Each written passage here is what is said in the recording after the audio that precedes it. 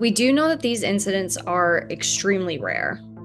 We also know that planes are built to withstand depressurization. So if this incident had happened at a higher cruising altitude, it would be a different story. On a quiet, cold, and bustling morning, something terrible happened at Alaska's main airport, capturing everyone's interest. Passengers and staff were taken by surprise by an unexpected event that felt like a scene straight out of a movie. What exactly happened? Could this incident change how we think about air travel and security? Join us as we uncover the astonishing details of what went down at Alaska's airport. Alaska Airlines Flight 558 ordeal. On a typical morning at Seattle-Tacoma International Airport, Alaska Airlines Flight 558 was getting ready for its journey to San Diego aboard a Boeing 737-900ER aircraft packed with passengers, each with their reasons for flying: vacations, business, or heading home. Captain John Miller and his flight crew were prepared for what should have been a smooth trip down the West Coast. As the plane took off from Seattle under clear skies, everything seemed normal. Passengers settled in, some watching movies, others reading or dozing off. About 20 minutes into the flight, however, things began to change. Passengers started noticing an unusual vibration from the plane's right side. At first, it was subtle, just a slight shudder that felt out of place. Some passengers glanced around, trying to see if others felt it too.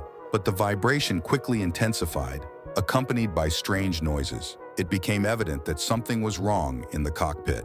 Captain Miller and his co-pilot immediately noticed a problem when the instruments showed an issue with the right engine. The vibration they felt wasn't just turbulence, it signaled a serious problem. They quickly started their procedures to figure out what was wrong, going through their checklists and talking with the flight attendants to assess the situation. After a tense few minutes, it became clear that the problem wasn't fixing itself. The strange shaking continued, and the engine noises got louder. The flight crew faced a tough choice, but decided to turn the plane back to Seattle for safety reasons. Their priority was to ensure the safety of everyone on board, avoiding any potential danger.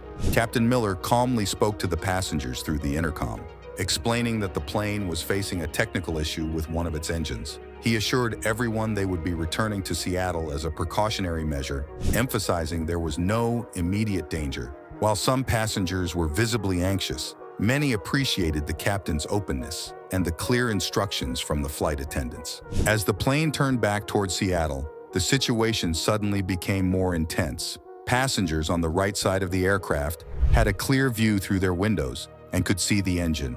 Then, with a loud bang, the engine cowling, the protective cover around the engine, tore off and flew away.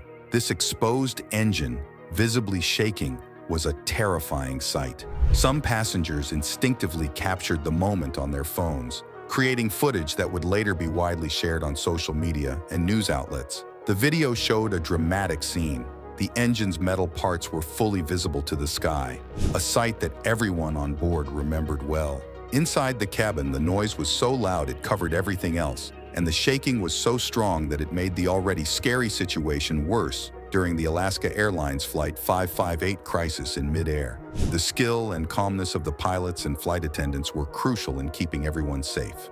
Captain John Miller and his co-pilot demonstrated exceptional skill and stayed remarkably calm when they first noticed the strange shaking and noise from the engine. They carefully followed strict procedures to assess the situation.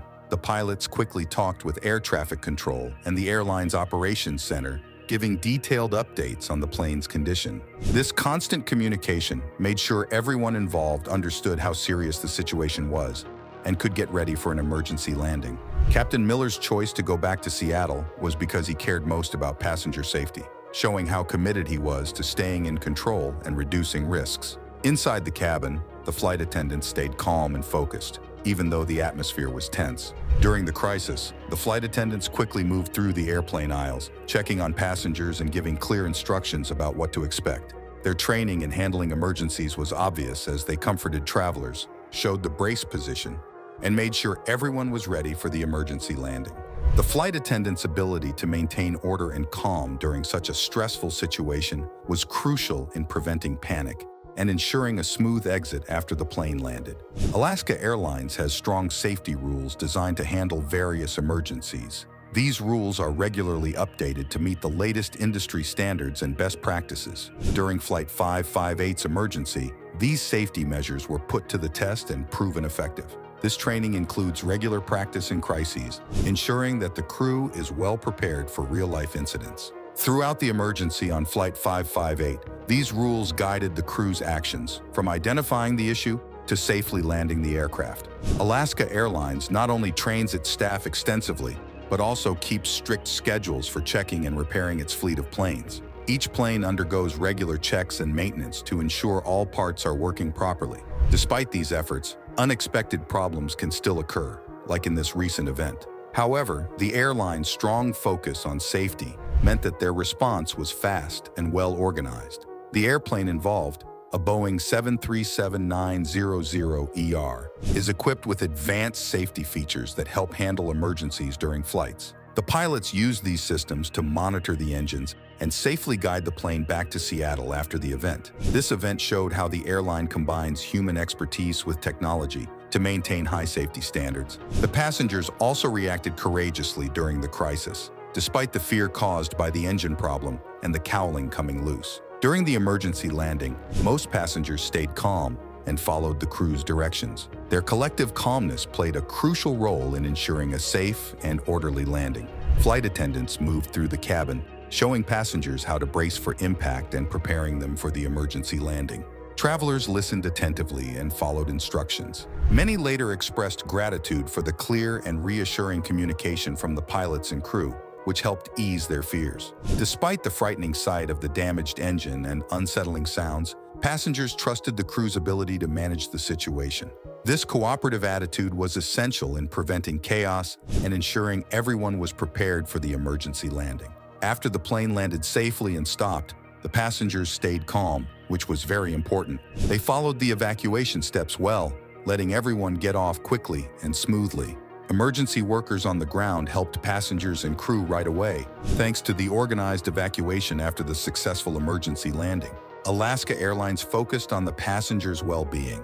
Airport staff in Seattle-Tacoma International Airport were ready to assist right away with any needs and help reschedule flights. Passengers were taken to the terminal, where they got snacks, medical checks if needed, and helped to reschedule flights. Alaska Airlines worked hard to reschedule all passengers on different flights to San Diego. Those who wanted to continue their trip soonest were put on the next available flights. Others who needed time to recover got hotel stays and meal vouchers. The airline's customer service team made sure every passenger's worries were addressed with kindness and understanding after the difficult experience. This communication was important in easing the concerns of worried family members waiting for updates. Besides helping with planning, Alaska Airlines offered counseling services for passengers needing emotional support after the event. Knowing how incidents like this can affect people mentally, the airline gave access to professional counselors to help passengers deal with their feelings and start feeling better after the shock.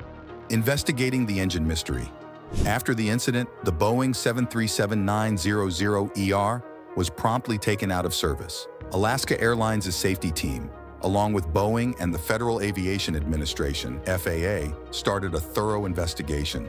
They wanted to find out why the engine cover came off during the flight, which is a rare and serious problem that could endanger the plane and its passengers. As soon as the plane landed safely at Seattle-Tacoma International Airport, engineers and safety experts began inspecting it. They focused closely on the damaged engine area where the cover had detached. Their goal was to determine if there were signs of material weakness, manufacturing flaws, or maintenance issues that might have caused the problem. This included checking all recent inspections and any reports of issues with the engine or its parts. The investigators aimed to find any mistakes or oversights in how the plane was maintained that could have caused the engine covers to come loose. They checked maintenance records to see a detailed history of the plane's condition and all the work that had been done on it over time.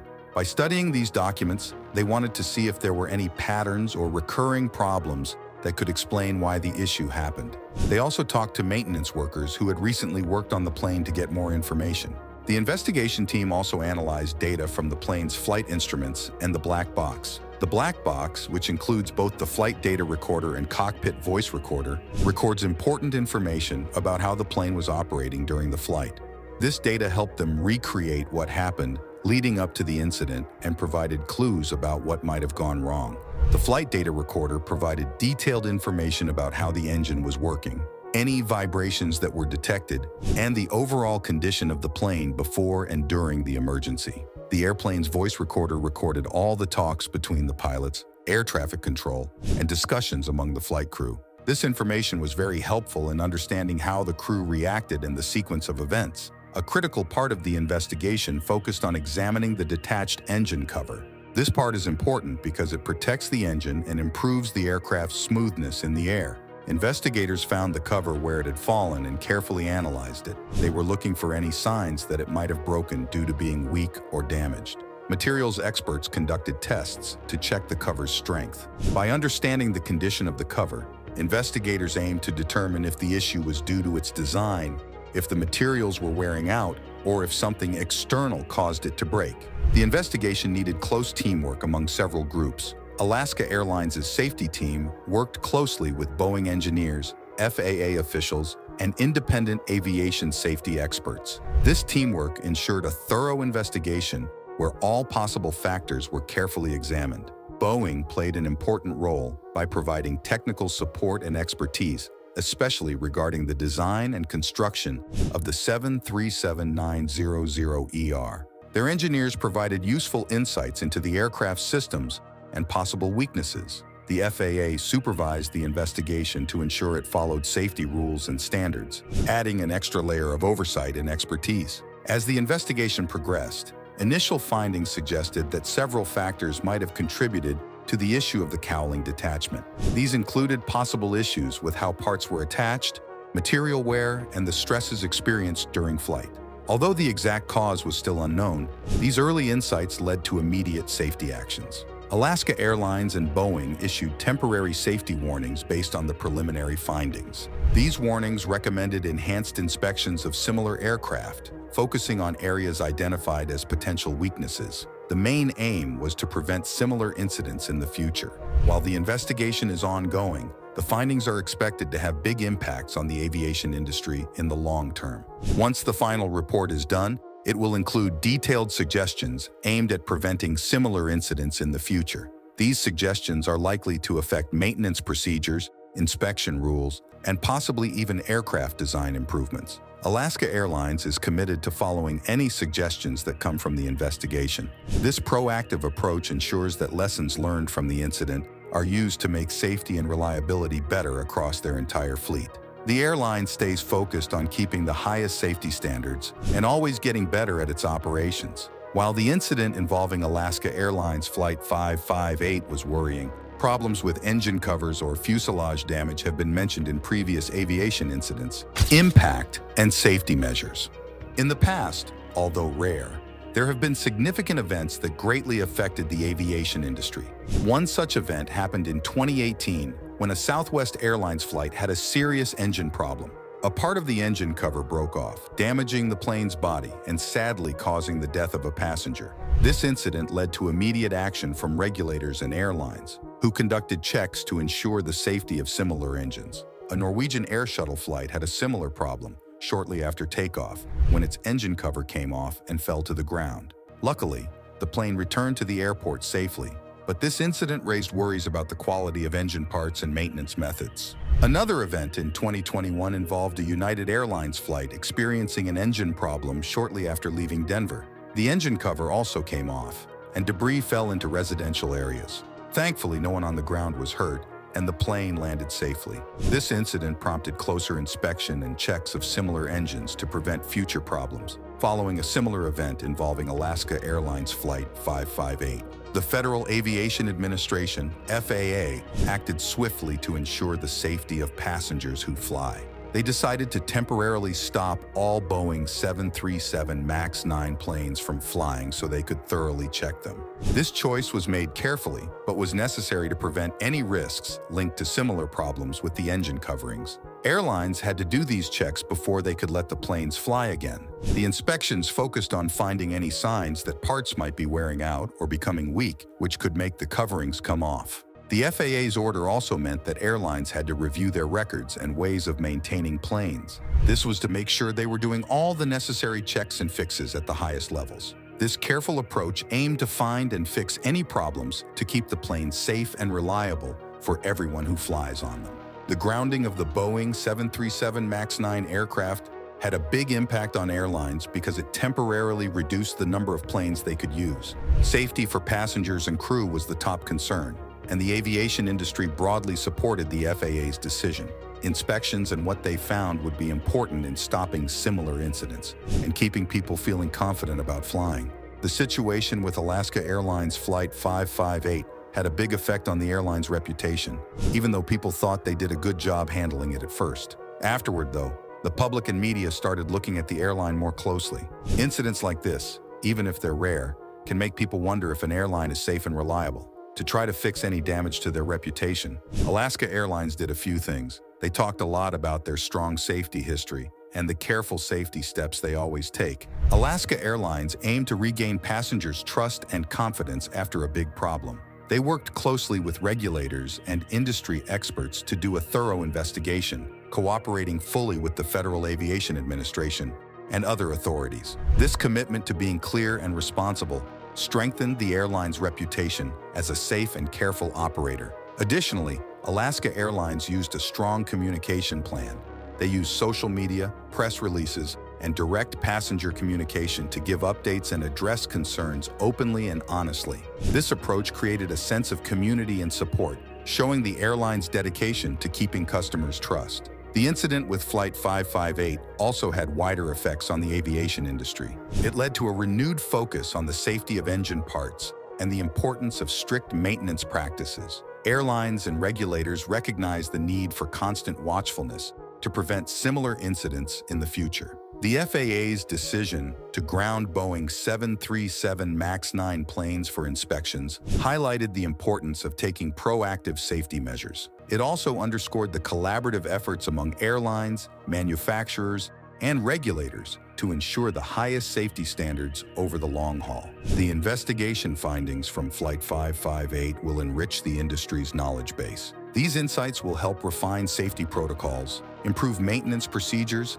and inform future aircraft designs. These lessons are crucial for advancing the safety and reliability of commercial aviation overall. Now it's time for today's subscriber pick. Something terrible happened at Alaska's airport when Flight 207 prepared for takeoff.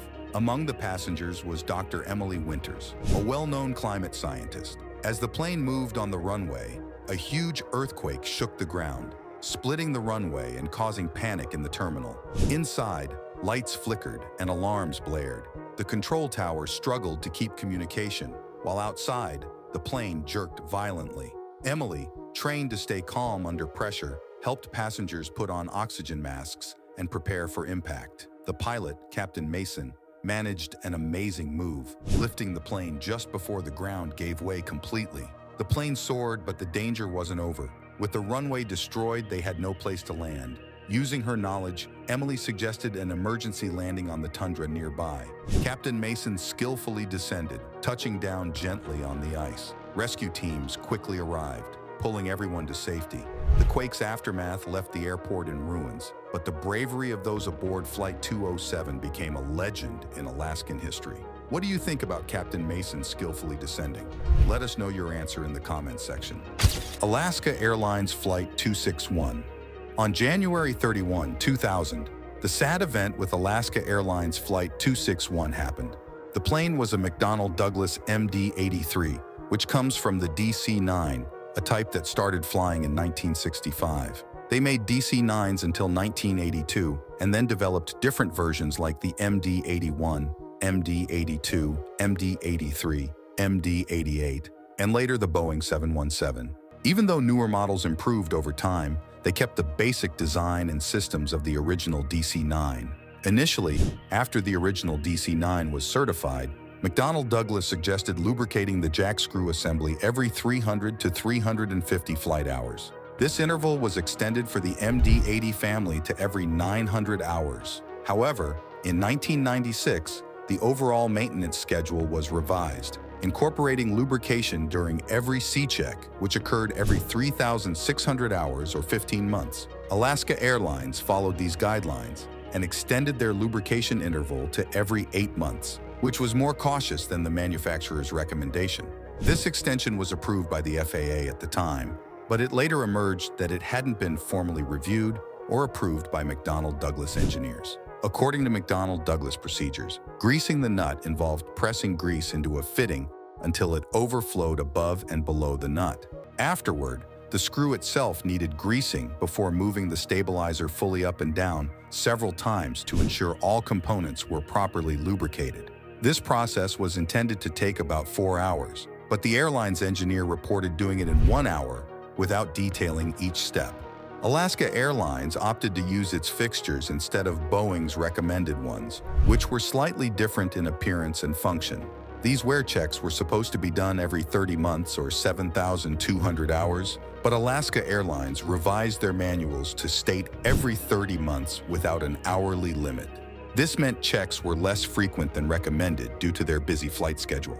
This led to the fateful flight on January 31st, 2000, when the aircraft arrived at Puerto Vallarta Airport without incident. The crew reported a normal flight, and the aircraft seemed in good condition for its return journey to Seattle via San Francisco. After all 83 passengers had boarded, the takeoff angle was set at 7 degrees upwards without any issues. At 1:37 p.m. Pacific Standard Time, Alaska Airlines Flight 261 departed from Puerto Vallarta, smoothly ascending northwestward. Initially, the pilot manually flew the plane to about 6,200 feet, ensuring it was properly balanced before engaging the autopilot. As the aircraft climbed towards its planned cruise altitude of 31 feet, the autopilot continued to adjust using its standby motor as designed. Unknown to the pilot, a mechanical issue was happening in the back of the plane.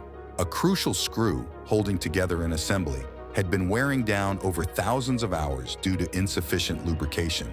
By now, only a small portion of the original threads remained intact, guiding the screw's movements as the autopilot adjusted. Upon reaching 23,400 feet, the last recorded adjustment of the stabilizer trim showed a slight downward tilt of 0.4 degrees. Shortly after, the trim froze, possibly due to the weakened threads of the assembly struggling to support the load, causing the screw to seize. The first indication to the pilots was the autopilot's inability to maintain speed and climb rate.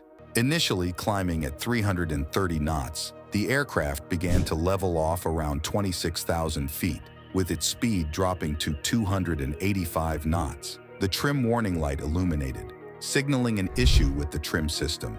Reacting promptly, the pilot disengaged the autopilot.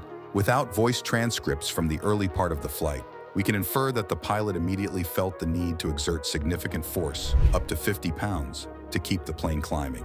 Adjusting the stabilizer trim, which normally reduces the force required to control the aircraft, became ineffective due to the malfunction. As the aircraft continued its climb, adjustments to the elevators were made to compensate for the trim issue. They attempted to use backup systems to resolve the problem, as advised. Avoiding re-engaging the autopilot, which could worsen the situation, was crucial. Eventually, with adjustments to speed and fuel load, the aircraft reached a manageable state where less force was needed to maintain level flight. Throughout the ordeal, the crew remained focused on resolving the issue, following procedures carefully to ensure the safety of all on board. Despite manually flying the aircraft for nearly 2 hours along its route, the autopilot was re-engaged at 15:47. The lighter weight of the aircraft and higher airspeed reduced the force needed on the controls, allowing the autopilot to take over again. The crew may have chosen this to focus on troubleshooting the issue. You might wonder why the pilots didn't immediately turn back to their departure airport upon noticing the problem. At the time, returning directly would have meant landing the aircraft overweight, with higher than usual approach and landing speeds. They believed the problem wasn't severe enough to warrant an immediate diversion. Their checklist didn't require them to land at the nearest airport. However, the pilots did consider diverting. This was evident from their discussions recorded on the cockpit voice recorder. They were still troubleshooting a jammed stabilizer, with the captain communicating with Alaska Airlines maintenance. The engineers had checked the maintenance records, but found nothing specifically related to the stabilizer issue. Captain Ted informed maintenance that they preferred to divert to Los Angeles International Airport, LAX, instead of continuing towards San Francisco. Upon hearing this, Alaska Operations expressed annoyance and questioned why they couldn't proceed to San Francisco. Captain Ted explained that he didn't want to risk flying past a suitable airport with a problem like theirs. He also noted that weather and landing conditions at LAX were generally better suited for such issues. Operations understood the safety concern. The captain felt pressured to continue to the original destination, which he discussed with his co-pilot. It's important to note that the flight was under control and did not declare an emergency.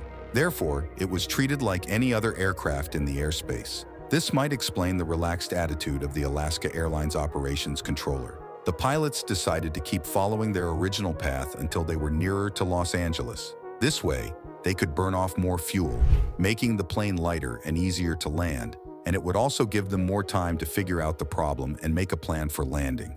You could tell from their conversations that these pilots were very experienced and well-trained. They were even asking on the radio if any instructor pilots were available because they might have some useful advice. Unfortunately, no instructors were available.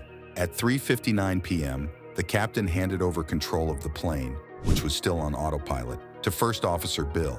Then, he tuned into the automatic terminal information service at LAX. The weather was good there, with winds almost straight down the runway, good visibility, and only a few clouds. After that, he continued talking to LAX operations to get the landing performance figures and an update on the winds in San Francisco, making sure the weather was indeed better in LAX. These were all standard preparations for a diversion, and everything was under control at this point. But things were about to change. At 4:07 p.m., a new engineer contacted Flight 261 on the operations frequency. He wanted to know if they still had the same problem with the stabilizer. The captain replied that they had tried everything, even together, and would love to hear if the engineer had any other suggestions, like hidden circuit breakers. The engineer said he was double-checking the circuit breaker guide. Captain Ted confirmed they had, and mentioned that the AC meter, which shows the electrical load, indicated a big increase when they used the normal trim switches. This was important because it showed the motor was working but not moving the screw, indicating serious damage to the jack screw assembly. However, it was hard for the pilots to figure this out with the limited information they had. Finally, they got the plane somewhat under control at around 24,000 feet. They asked air traffic control for clearance between 20,000 and 25,000 feet in case of another dive, and started discussing what had just happened. They agreed to avoid whatever switch had started the dive. They also discussed slowing the plane and using slats and flaps to see if they could control it better. Sadly, the plane crashed into the Pacific Ocean, and all 88 people on board were lost. Other planes in the area witnessed the final descent, helping to quickly locate the crash site. The debris was scattered on the seafloor, and it took a week to recover the pieces, including the flight data recorder, cockpit voice recorder, and most of the screw assembly from the horizontal stabilizer. Investigators found that the screw and nut were almost completely smooth. The grease fitting was clogged with old grease and wear material. This led investigators to check Alaska Airlines maintenance records and interview mechanics and engineers. They found significant problems in the maintenance manual and how work was done. Management functions were unclear and confusing responsibilities. The investigation concluded that the crash was due to a loss of control from the failure of the horizontal stabilizer trim screw assembly. Contributing factors included Alaska Airlines' extended lubrication schedule and wear checks. Poorly done lubrications led to excessive wear going unnoticed, ultimately causing the thread's failure and subsequent torque tube breakage. 24 safety recommendations came out of the investigation. Some provided clearer guidance to pilots about not repeating actions in checklists regarding the trim system and not using the autopilot with control problems. Most recommendations were aimed at Alaska Airlines and the FAA, focusing on maintenance intervals, lubrication, and wear checks. After the accident, the lubrication schedule was changed to every 650 hours on all MD-80 aircraft. What are your thoughts on the terrible incident that happened at Alaska's airport? Share your thoughts with us in the comments section.